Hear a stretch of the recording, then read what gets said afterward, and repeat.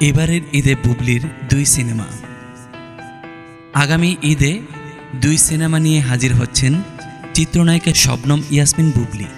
জঙ্গলি সিনেমায় তিনি অভিনয় করেছেন সিয়াম আহমেদের বিপরীতে, অন্যদিকে পিনিক্স সিনেমায় তার নায়ক আদর আজাদ। এই প্রথম নয়, এর আগেও ঈদে একাধিক সিনেমা মুক্তি পেয়েছিল বুবলির। গত বছরও রোজার ঈদে মুক্তি পেয়েছিল মায়া, দ্য লাভ এবং দুয়েলের দেশ সিনেমা। অভিনেত্রী বলেন, দর্শকের ভালোবাসায় আমার এই ফিল্ম ইন্ডাস্ট্রিতে পথ চলা, সকলের আন্তরিকতায় প্রতি বছরেই ঈদে আমার সিনেমা থাকে। এবারও ব্যতিক্রম না। এবারও ঈদে 2টি সিনেমা আসবে। সিনেমার আনুষঙ্গিক বিষয় নিয়ে আমরা মুক্তির কিছুদিন আগে কথা বলবো। ঈদের সিনেমা নিয়ে আরও অনেক চমক আসবে সামনে। আপনাদের জন্য দারুণ কিছু আছে। আপাতত শুধু এইটুকু বলবো, ঈদের সিনেমা নিয়ে আপনাদের শুভকামনা যেভাবে রাখেন সেভাবেই রাখবেন। নতুন সিনেমার টিজার, ট্রেলার প্রস্তুত। ফার্স্ট লুক পোস্টার আগেই প্রকাশ হয়েছে।